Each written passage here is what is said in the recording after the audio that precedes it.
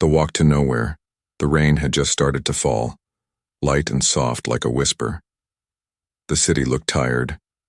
Lights flickered in the windows of tall buildings, and the sound of cars rushing through wet streets filled the air. In the middle of it all, walking slowly with an umbrella in one hand and his young son holding the other, was Keanu Reeves. He looked calm, but inside, something was shifting. His son Lucas was just 9 years old, curious, bright, and full of questions that adults often avoided. Today he had asked one that stopped Keanu in his tracks. "Dad, why do we drive past those people on the street and never stop?" Keanu had looked at him, surprised. Lucas was pointing to a row of tents under a bridge, cold faces behind thin fabric. People crouched around a small fire. He didn't have an answer right away. Instead, he pulled Lucas close and said, "Come with me tonight. I'll show you something." Lucas's eyes lit up. He didn't know where they were going, but he trusted his father. They didn't take a car. Keanu said they had to walk. The walk would teach something. They passed by shiny restaurants and luxury stores. People walked fast, heads down, holding umbrellas that cost more than some people earned in a week. Lucas noticed everything. A man sleeping on cardboard near a bakery window. A woman playing a broken violin near the subway steps. A child, no older than Lucas, with a small dog wrapped in a towel, shivering. Keanu stopped near the corner of 5th and Main. The shelter stood there like a forgotten building. Not dirty, but worn down. The windows were fogged up. A small line had already formed outside. Lucas looked up at his dad, confused. "This is where we're going?" Keanu nodded. "Why?" Keanu bent down and looked his son in the eye. "Because sometimes the only way to understand someone's pain is to sit with them in it." They were welcomed by a woman named Maria, who ran the shelter. She had soft eyes, a strong voice, and hands that moved quickly. She didn't smile when she saw Keanu. She stared. Are you? Keanu raised his finger to his lips. "Just here to help." She looked at Lucas. "And the boy?" "He's here to learn." Maria nodded and handed them each a name tag. They walked inside. The air smelled of soup, damp clothes, and tired souls. The walls had posters about hope, about recovery, about healing. But the people sitting at the long tables, they looked like they were holding on by threads. Lucas didn't speak. He walked close to his father. Keanu smiled gently. "It's okay. Just stay open." They started serving soup. Keanu handed bowls one by one, meeting each person's eyes, saying their names if he could read them on their tags. Lucas handed out bread rolls. He fumbled at first, then got the rhythm. Halfway through, Lucas stopped beside a man with a long beard and cracked glasses. The man looked up and said, "Thank you, little man." Lucas smiled and whispered, "You're welcome." Then he looked at his father, and Keanu saw it. The shift. The boy's face changed. It wasn't pity. It was something deeper. Recognition. After everyone had eaten, Maria invited Keanu and Lucas to sit. They joined a group at one of the back tables. Some people were asleep in their chairs. Others just sat, silent. A few talked in soft voices. Woman with messy hair and tired eyes looked at Lucas and asked, "What's your name?" "Lucas." "First time here?" He nodded. "Don't worry, it's not as scary as it looks." Lucas smiled a little. She turned to Keanu. "You look familiar." Keanu smiled. "People say that." She laughed a little. "You're not better than us, you know." Keanu didn't flinch. "I know," she nodded. "Good." Maria clapped her hands. "Anyone want to share tonight? Just something from your heart?" There was silence. Then, slowly, Keanu stood up. Lucas looked surprised. Keanu took a deep breath. "I wasn't planning to say anything, but maybe I should." The room got quiet. "I brought my son here tonight because he asked me why we pass people on the street and never stop. And honestly, I didn't know what to tell him. Because the truth is, I've done the same. I've walked by. I've looked away.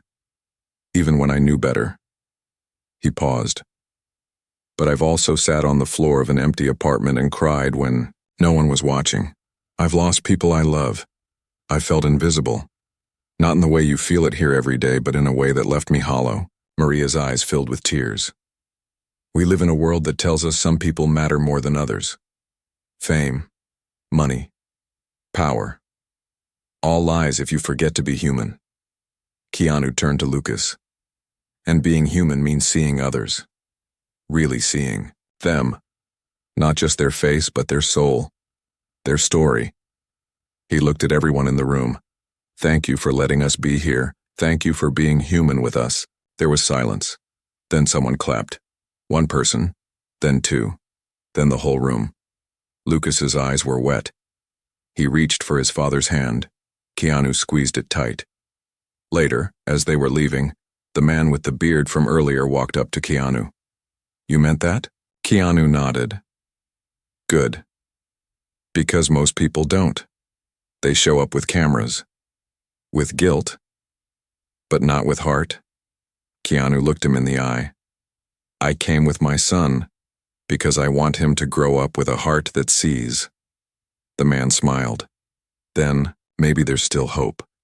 Outside, the rain had stopped. The sky was beginning to clear. Lucas looked up at the stars starting to peek through. Dad? Yeah? Can we come back next week? Keanu looked down at him, surprised. Then he smiled. Yeah, kid.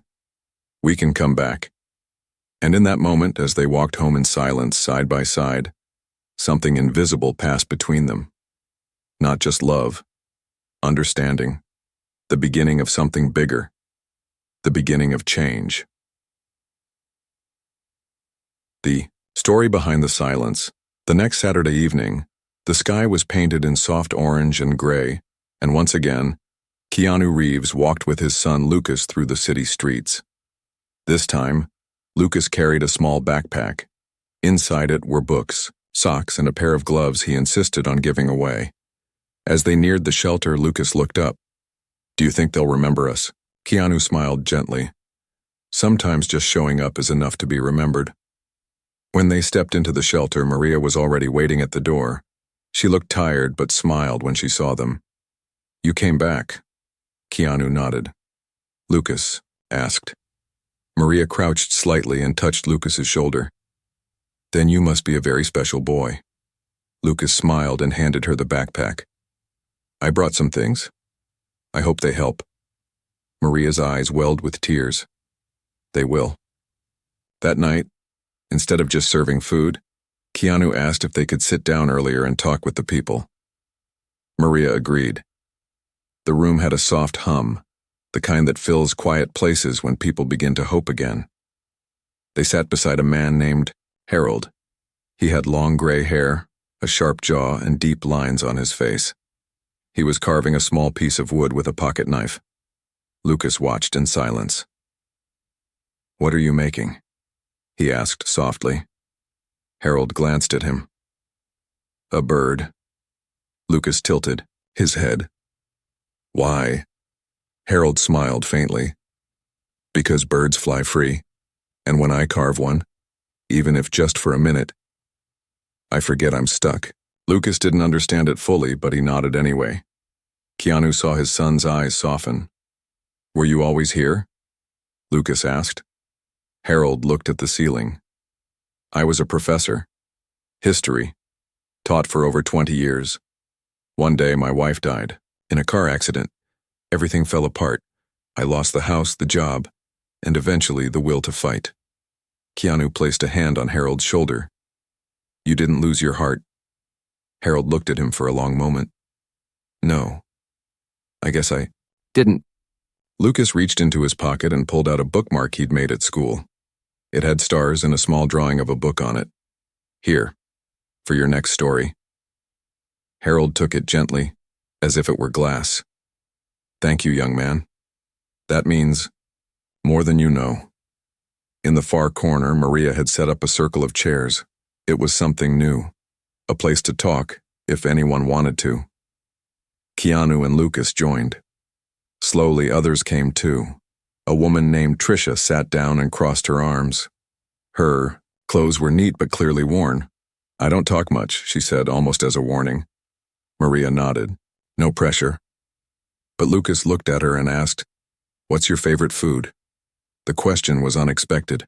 Trisha blinked, then chuckled. Spaghetti. Real spaghetti, with meatballs and parmesan, not the kind from a can. Lucas grinned. That's my favorite too. Keanu saw it again, the walls crumbling piece by piece. Maria leaned forward.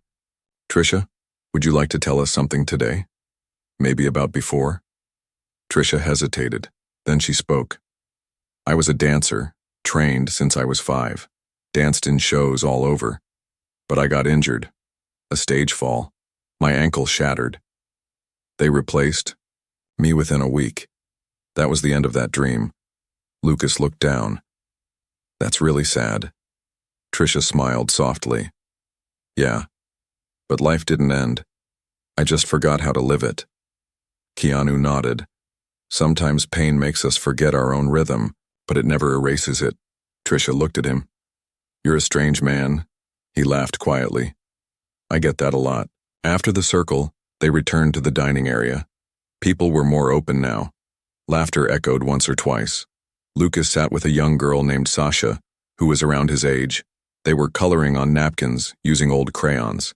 Do you go to school? Lucas asked. Used to, Sasha said. But now we move too much. Mom says when we find a place I can go again. Lucas frowned. I wish you could come to mine. Sasha looked at him with wonder. You'd let me? Yeah. I'd sit with you at lunch. Keanu watched from a distance, heart heavy and full at the same time. Before leaving, Maria took Keanu aside. You don't know what you're doing here, do you? Keanu raised an eyebrow. What do you mean? You think you're just teaching your son, but you're showing all of us something too. You're reminding us we're worth the effort. People see you and they listen. Keanu looked at her serious. I don't want to be seen, I want them to be seen. Maria nodded. Then keep coming, because it's working.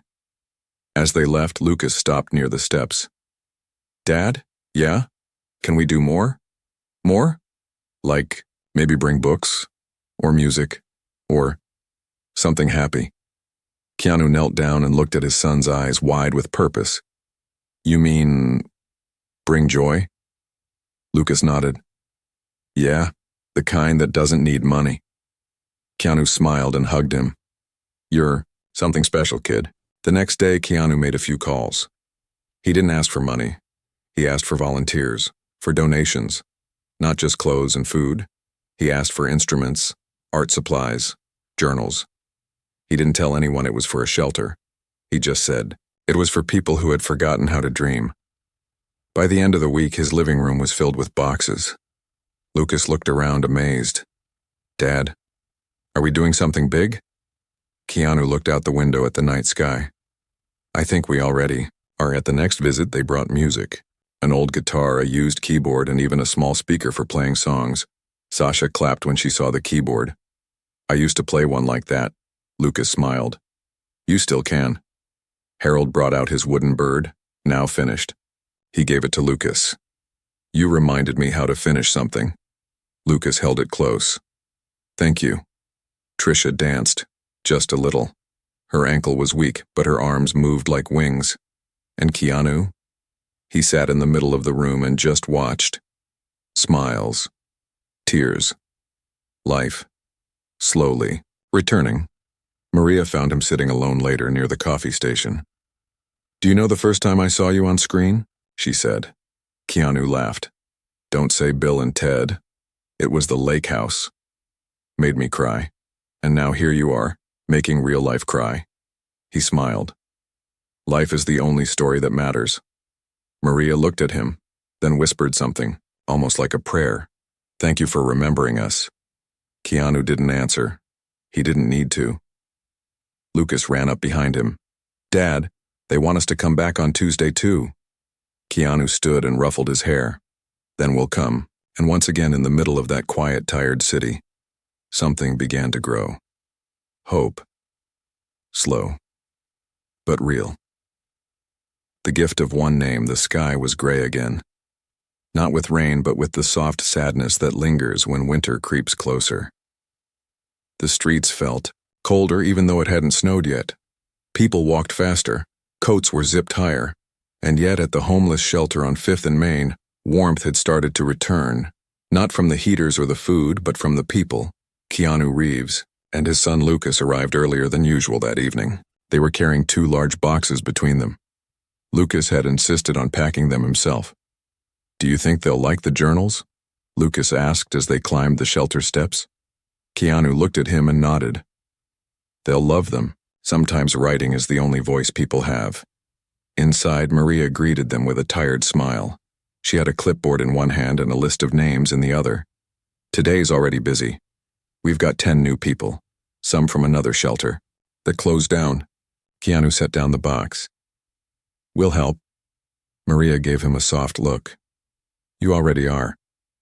After handing out the journals, Lucas went around with a box of pens and colored markers.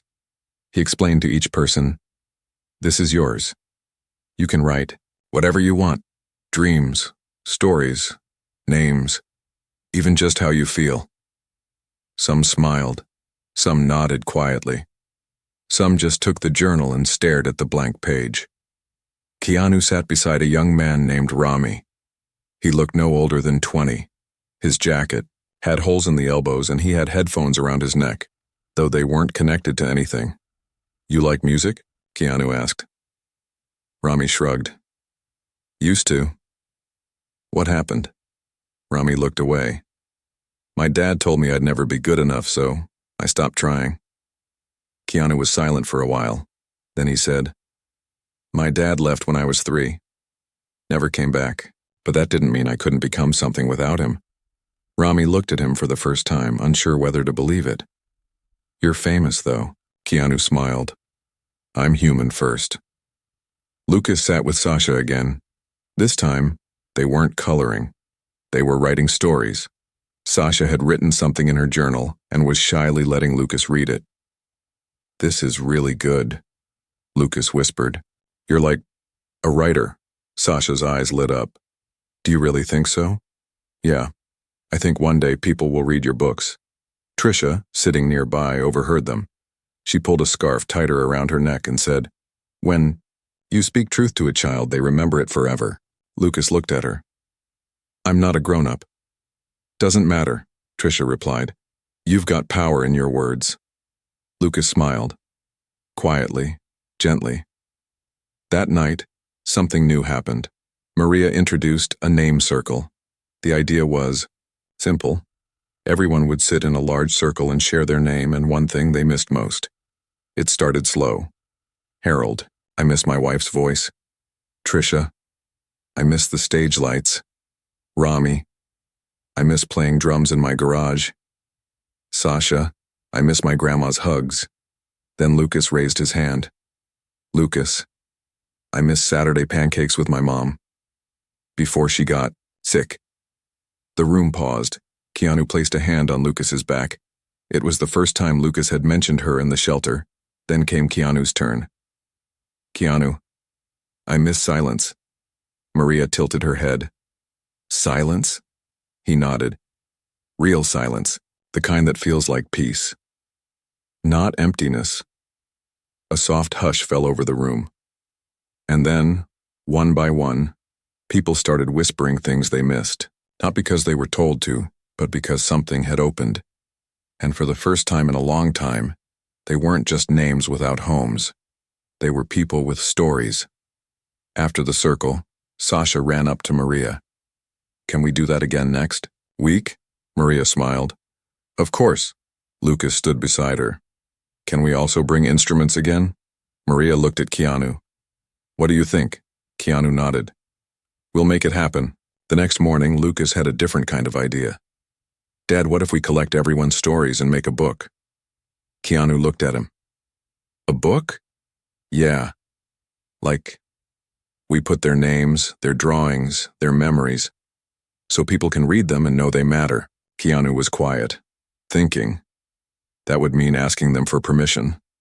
"I'll ask," Lucas said. "I want them to be proud of who they are." Keanu pulled him in for a hug. "You're changing the world, kid. One heart at a time." Throughout the week, Lucas returned with a little recorder and a notebook.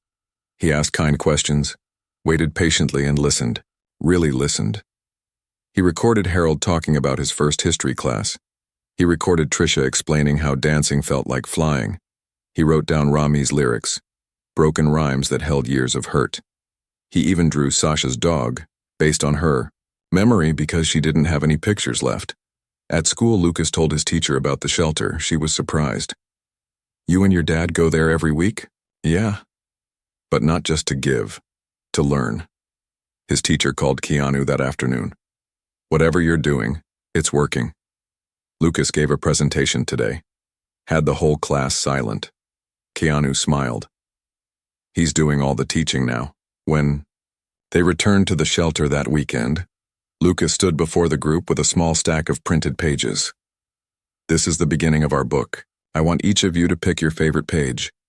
We'll bind them together and call it Our Voices." The response was slow, but one by one, they stepped forward. Rami pointed to his lyrics. Sasha picked a drawing of her grandma's hands. Trisha chose a sentence she'd written. "I am still more than what broke me." Harold picked Lucas's drawing of the wooden bird and smiled with tears in his eyes. Maria held the final page, a group photo that Lucas had drawn in colored pencil, with everyone smiling. "This will be our front cover," she said. And in that moment, the room didn't feel like a shelter, it felt like a family. As the night ended, Maria pulled Keanu aside. "I want to ask something hard," she said. "Go ahead," Keanu replied. "Will you come speak next month?" "Not here, at the fundraising dinner. Tell them what you've seen." Keanu hesitated. "I don't like stages." "Not anymore." Maria touched his arm. "This isn't about fame. It's about being real. And when you speak, people listen." Keanu looked back at Lucas, who was now helping Sasha tie her shoelaces. He nodded. "I'll speak. Not as a star. Just as a father who found something he lost." As they walked home that night, Lucas looked up at the stars. "Dad?" "Yeah?" "Do you think stories can save people?" Keanu looked down. "I think stories remind people that they're not invisible. And when you know someone sees you, that can save everything." Lucas nodded. "Then we should never stop." And under the cold sky they walked on, father and son, hearts full, carrying the names of many and the hope of even more. And when silence breaks, hearts speak. A cold wind swept through the city that Saturday evening. Most people rushed indoors, hiding behind closed doors and hot coffee. But for those living on the streets, warmth was not a choice. It was a memory. At the shelter, Keanu and Lucas walked in with heavier arms. This time they carried large gift bags, not filled with fancy things, but socks, gloves, notebooks, toothbrushes, and tiny letters written by Lucas's classmates. "I told my teacher about the book we're making," Lucas said excitedly as they entered. "She let the whole class write letters. They're just little notes like, 'You're strong,' or 'I believe in you.' I think they'll like them." Keanu smiled. "I think they'll love them." Inside, Maria was having a difficult night. 3 people had been turned away earlier because the shelter had run out of beds. She stood near the doorway, her hands clenched. "I hate saying no," she whispered. Keanu placed a hand on her shoulder. "We'll figure something out." As the room filled, Lucas stood in front of the group with a handful of letters. "I want to read a few out loud," he said shyly. He opened the first one. "Dear friend, I don't know your name, but I believe you're a hero. Heroes don't always wear capes.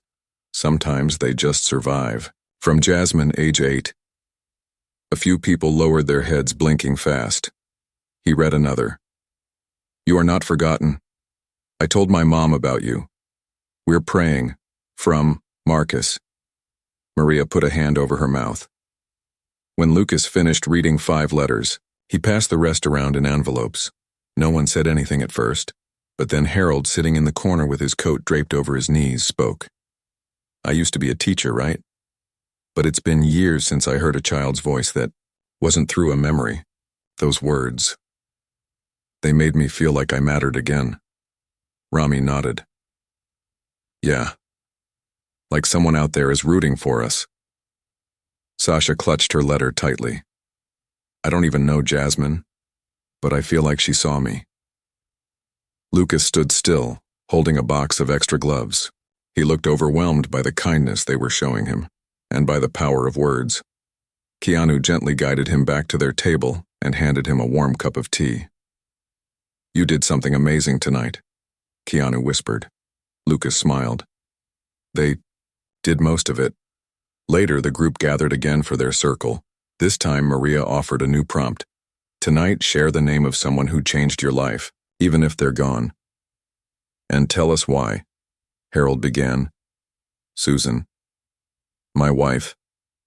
She believed in me more than I believed in myself. When she died, I stopped teaching. But sometimes I still hear her voice when I close my eyes.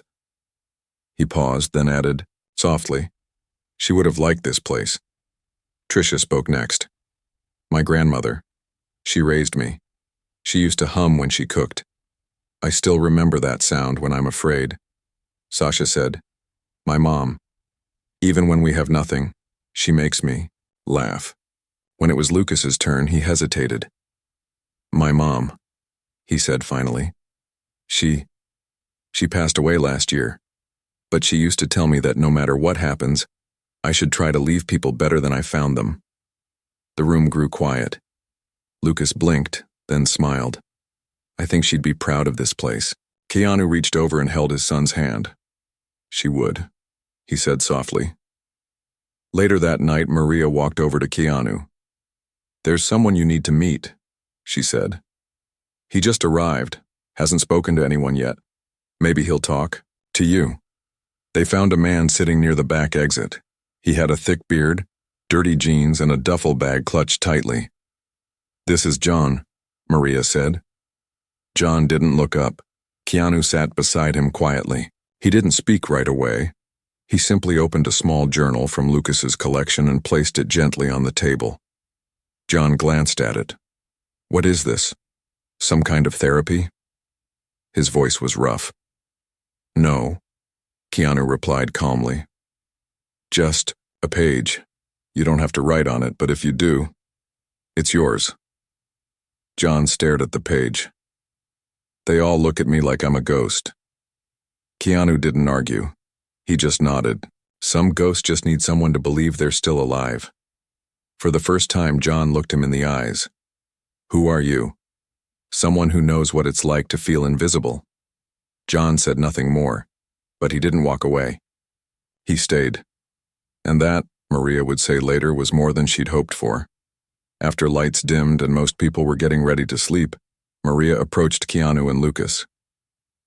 We've been offered a chance to expand, she said.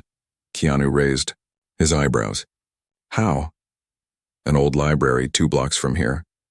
The city wants to tear it down, but if we can raise funds and show we have volunteers, we could turn it into a second shelter, more space, more people off the street. Keanu looked at her carefully. How much time? 2 weeks. Lucas jumped in. We can do it, right, Dad? We have the book, we can show people these stories, we can raise the money. Keanu looked at both of them. We're not going to try. We're going to do it. Maria smiled. I knew you'd say that. The next morning, Keanu called a friend, a documentary filmmaker. I need you to come down. Tonight. What for? To record the voices of people who've been silenced too long. This for a movie? No. This is for something real. That evening, lights were set up in the shelter, not harsh or blinding, just soft ones. The kind used for honest stories. Each person, one by one, sat in front of the camera and shared. Tricia danced. Harold read from his journal. Rami played an old beat on the table. Sasha sang a song her mother had taught her. Even John nodded silently at the camera. No words, but his eyes spoke volumes. And when Lucas stood in front of the lens, he said something that became the heart of the film. You don't need to be rich to change the world. You just need to care. Within 2 days, the video went viral. Not because of fame, not because of Keanu, because of truth. The faces in the video weren't edited or cleaned up. They were raw, real, human, and the internet did something rare. It listened. Donations started pouring in. Volunteers called from all over the city. Schools, churches, even small businesses offered help. And within a week, Maria stood in front of the old library with a small set of keys in her hand. "They said yes," she whispered. Keanu and Lucas stood beside her, and in that moment, all three of them knew something was being born. Not just a shelter, a movement. That night, back in their small apartment, Lucas sat at the table drawing again. "Dad? Yeah? Do you think Mom sees us?" Keanu looked at him, eyes soft. "I do. I think she's watching everything." And smiling. Lucas smiled back. "Then let's keep going." And under the moonlight, as the world turned slow and silent outside, a father and son sat at the table, planning, dreaming, and writing the next chapter of a story that had only just begun. The night the world listened, the cold had grown sharper. The kind of chill that cut through layers, the kind that reminded the city that winter had truly arrived. Heaters inside homes hummed louder. Breath turned into clouds. But at the edge of 5th and Main, something warm was growing, even as the air froze around it. The old library building had been opened for the first time in years. The dust still clung to the tall windows, and the paint on the walls was cracked like old paper. But there was laughter now. Soft at first, then louder. People swept, cleaned, painted, and scrubbed together, and right in the center of it all stood Lucas, a paintbrush in one hand, a roll of stickers in the other. He was putting name tags on the walls, names of every person from the shelter. "What are you doing, kid?" Rami asked as he passed by with a broom. Lucas smiled. "Making sure nobody gets forgotten." Keanu stepped back and watched. Volunteers had shown up from everywhere. Strangers, neighbors, even a few former shelter residents who now had jobs and came back just to give something in return. Harold was helping build bookshelves in the far room. Tricia was organizing donated clothing. Maria moved between rooms, giving directions and hugs in equal measure. And John, the man who hadn't spoken more than a sentence when they first met, was now leading a group of volunteers with surprising calm. "You sure you used to be silent?" one of them joked. John chuckled. "I was never silent, just waiting for someone to listen." The documentary video Lucas helped create had exploded online. It had been shared by schools, families, even some news stations. Not because of celebrity, but because of truth. Every comment below the video echoed the same thing. "I cried watching this. This changed the way I see people on the street. Thank you, Lucas. Thank you for showing us what matters." Keanu didn't speak much about it. But Maria noticed the change in his eyes. He wasn't just giving hope. He was healing too. Then came the invitation. A major television talk show had reached out. They wanted Keanu and Lucas to come on and talk about the shelter, the book, the video. Keanu hesitated. "I don't want this to become about me," he told Maria. But Maria shook her head. "This isn't about you, it's about all of them. And now you have a bigger microphone, use it." Lucas was nervous about being on TV. "What if I mess up?" Keanu knelt beside him. "You don't have to be perfect, you just have to be honest." Lucas thought about that and nodded. The studio was bright, loud, filled with cameras and wires. It was the opposite of the shelter. But when Keanu and Lucas sat down in the soft chairs, everything quieted. The host smiled warmly. "We're here tonight with someone the world knows, and someone the world is just starting to meet. Keanu Reeves and his son Lucas, thank you for joining us." Keanu nodded. "Thank you for having us." The host turned to Lucas. "Lucas, you started all this with one question. Do you remember it?" Lucas smiled shyly.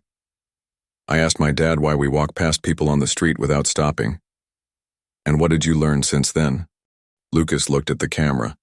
"I learned that everybody has a story, and that kindness isn't just something you do, it's something you live." The audience was silent. Then someone clapped, and then everyone did.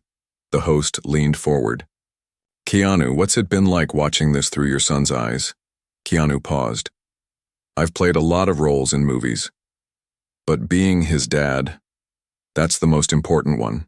And watching him care like this, it reminds me what love really looks like. And the shelter? The host asked. It's no longer just a building, Keanu said. It's a place where people are seen, heard. It's a home for souls. After the show aired, donations doubled, then tripled.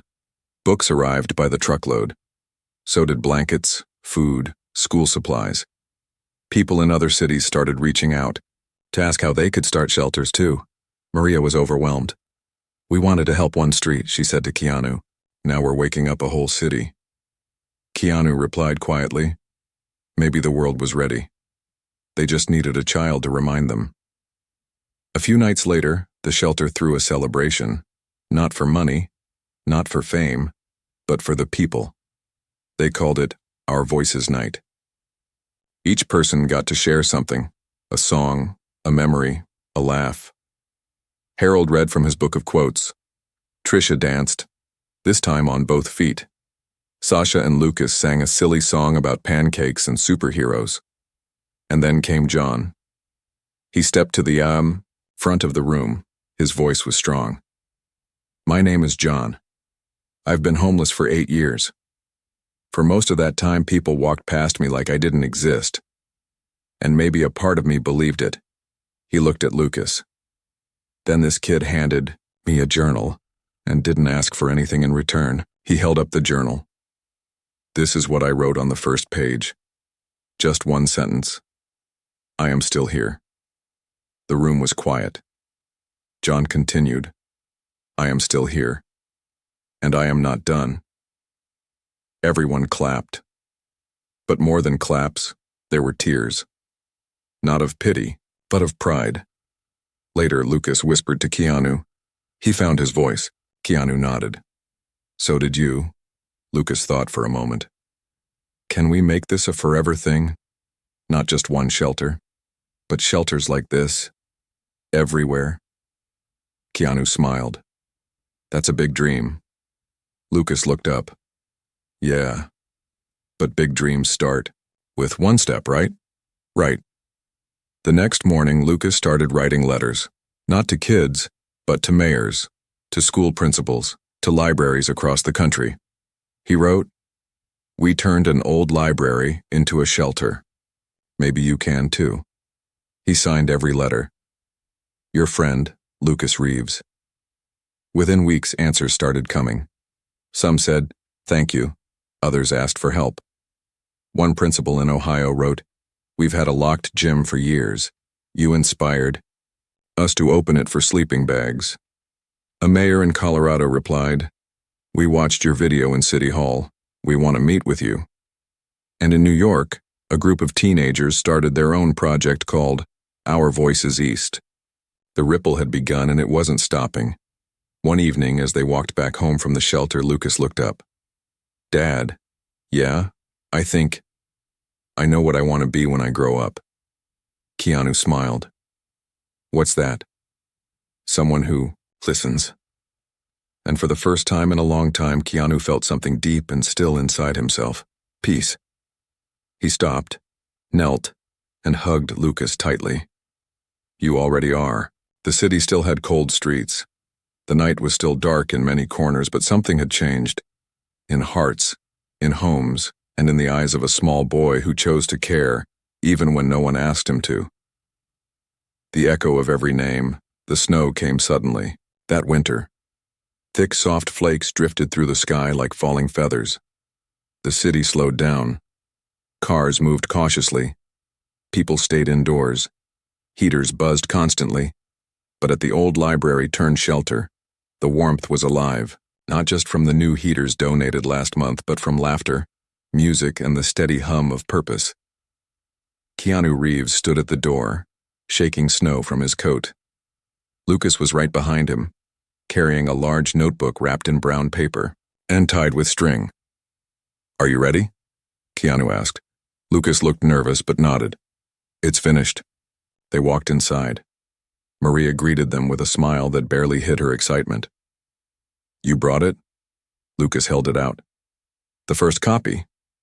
She unwrapped it carefully, her hands trembling slightly. Inside the notebook were 82 names. Ketu stories. Some, only a few words long. Others full of pages. Some had drawings, some had poems, and some just had one sentence. I matter. Maria read a few lines, then closed the book and held it to her chest. This is history. That night they held a special gathering in the shelter. The lights were dim, the floor was clean, and every chair was filled. People stood along the walls, just to be part of it. Lucas stepped up to the front with the notebook in hand. This book is called Our Voices. It's not mine. It belongs to all of us. Every page is a piece of someone who once thought they were invisible. But they're not. They never were. He paused and looked around the room. You helped me see things I never saw before. You helped me grow. Lucas's voice cracked just a little. I think maybe this is what love is. Seeing someone and staying with them. Silence fell over the room like a soft blanket. Then Trisha clapped. Then Sasha. Then Harold. Soon, the whole room was applauding. Some crying, others just holding each other. Maria took the mic next. We're going to send this book to every library in the city. We're going to show the world what it means to survive, with grace, with strength, and with stories. People cheered. John stepped up next. I'm not good with words, he said, but I know this. This place saved me, not just the building, the people, you. He looked at Lucas, especially you. Lucas's face turned red and he looked at his shoes. Keanu walked up beside him, placed a hand on his back. You don't have to say anything, he whispered. But Lucas did. He stepped forward again. I used to think superheroes wore capes, he said. Now I think they sit in this room. The next week, something unexpected happened. Lucas was invited to speak at a national education conference. Not because of who his father was, but because of what he had done. Keanu flew with him to Washington. DC on the stage in front of hundreds of educators, Lucas stood in a tiny suit and spoke softly into the microphone. My mom used to tell me that when people feel seen, they start to bloom. Like flowers. I think every school, every city, every heart should carry seeds of kindness. His speech lasted only 4 minutes, but it brought the room to their feet. The story of the shelter reached the United Nations. An ambassador from another country requested to visit. A famous author offered to publish the book, without changing a word. Lucas and Keanu refused any money. All proceeds would go to building more shelters like theirs. Maria called it the Lucas model.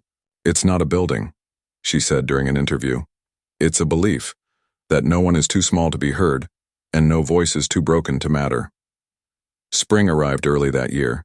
The snow melted, and with it, something beautiful began. Other cities reached out for help to start similar shelters. In Chicago, an abandoned church became a music space for kids without homes. In Atlanta, a mall converted an old food court into beds and classrooms. In a small town in Oregon, 3 teenagers created a program called Name Tags Matter, inspired by Lucas's idea of putting names on the wall. The world was listening now, really listening. Back in the shelter on 5th and Main, a celebration was underway. A new wing was opening, a reading room filled with donated books, soft chairs, and drawings by Sasha and her friends. Lucas had written a welcome sign in big letters. This room belongs to your story. People gathered for the ribbon cutting. Maria handed Lucas a pair of small scissors. He cut the ribbon with shaky hands and a big grin. You know what? He whispered to his dad. I think this is my favorite place in the world. Keanu knelt beside him. Mine too. Later that evening, as they walked home, Lucas was quiet. Dad, do you think Mom would have liked the shelter? Keanu looked at the sky. Stars just beginning to show. She would have loved it, especially the part with your drawings and Trisha's dancing. Lucas smiled. Then I'll keep building more. One day there will be shelters everywhere, like lights on a map. Keanu wrapped his arm around Lucas's shoulder. Then let's keep going. Months passed. Lucas grew taller. His voice got a little deeper. But he never stopped, returning to the shelter, even as school got harder, even as the world grew busier. Every week, without fail, he showed up. And every week, more people walked through those doors, not just for food or warmth, but for something they couldn't name at first: hope, belonging, place to be seen. Years later, when people asked how it all started, Lucas would smile and say, "It started with one question and one walk with my dad." And when asked what he believed the shelter gave to people, he would answer, "Their voice." Somewhere in a small reading room, on a quiet shelf, the first copy of the book, Our Voices, still sits. Its pages are worn from use. Its cover is faded, but its story lives on. In every shelter that followed, in every child who learned to listen, in every heart that once felt forgotten and now feels known, and in every name once whispered in pain, now echoed in love.